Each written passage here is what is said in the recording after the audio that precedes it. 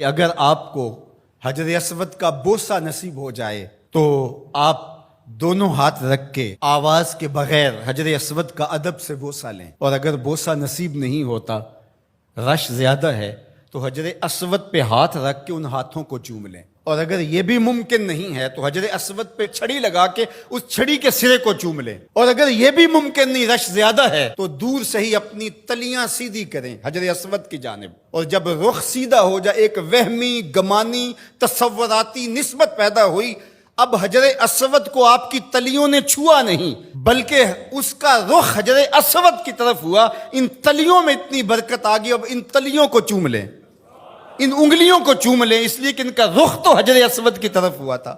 تو جس پتھر پر میرے حضور کے ہونٹ لگے، جس پتھر پر میرے حضور کے لب لگے، اس پتھر کو چومنا بھی عبادت قرار پایا، اور پھر اگر تمہیں چومنے کا موقع نہیں ملتا، ہاتھ لگا کے ان ہاتھوں کو چوم لو۔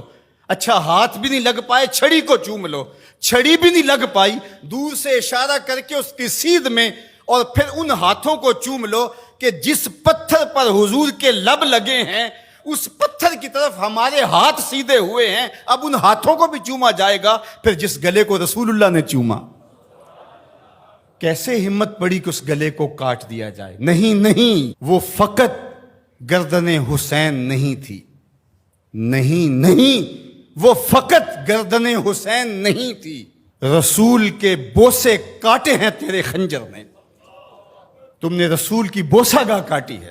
مسح النبی جبینہ فلہ بریق فی الخدود ابواہ من اولیاء قریش وجدہ خیر الجدود۔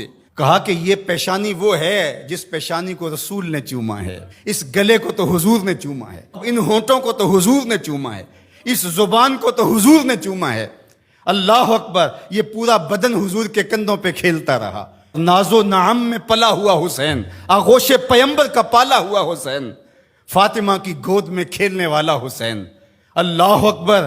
آج آپ ریاض الجنہ میں جاتے ہیں تو پہلے ایپ ڈاؤن لوڈ کرنا پڑتی ہے، اور پھر وقت لینا پڑتا ہے، پھر لائن میں لگ کے آپ کو ریاض الجنہ میں آدھا گھنٹہ ٹھہرنے کا موقع ملتا ہے، لیکن حسین کے گھر کا دروازہ ریاض الجنہ میں کھلتا تھا۔ جو کھیلنے کے لیے نکلے تو سامنے مسجد نبوی کا صحن ہے، کبھی پیغمبر کی گود ہے، کبھی زہرا سلام اللہ علیہا کی گود ہے، کبھی مولا کائنات کی گود ہے۔ یہ حسین ابن علی ہیں۔ حضور علیہ السلام گزرتے ہیں اور حضرت امام حسین رو رہے ہیں، تو آقا کریم نے فرمایا حسین کو چپ کرواؤ، اس کا رونا مجھے اذیت دیتا ہے۔ تو بتائیے کہ جب نیزوں پہ حسین ابن علی کو پرویا گیا تو گنبد خضرا میں حضور کی کیفیت کیا ہوگی؟ جن کے دم سے دین کا بھرم قائم تھا، جو چراغے اہل وفا ہیں، جو رسول اللہ صلی اللہ علیہ وآلہ وسلم کی شبیہ تھے، جو عکس جمال مصطفیٰ ہیں، جن کو دیکھ کے محمد عربی یاد آتے ہیں، جو حضور کی گود کے پالے ہوئے، آغوش پیمبر کے پروردہ ہیں، جنہیں حضور اپنا لعاب عطا کرتے ہیں۔ آج اسی حسین کو، پیغمبر کے نواسے کو، 3 دن کے اس پیاسے کو کربلا میں ذبح کرنے کے لیے اسی رسول کی امت نیزے اور برچیاں لیے ٹوٹ پڑی ہے۔ ایک نے نیزا ماریا وچ سینے، دوجے تیراں دا می برسان لگ پے، ول کعبے دے سجدہ کرنے والے ہتھی آپ ہی کعبے نو ٹان لگ پے۔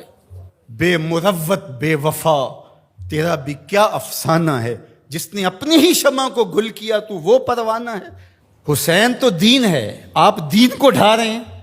دین است حسین، دین پناہ است حسین، حسین منی و انا من حسین، حسین مجھ سے ہے اور میں حسین سے ہوں۔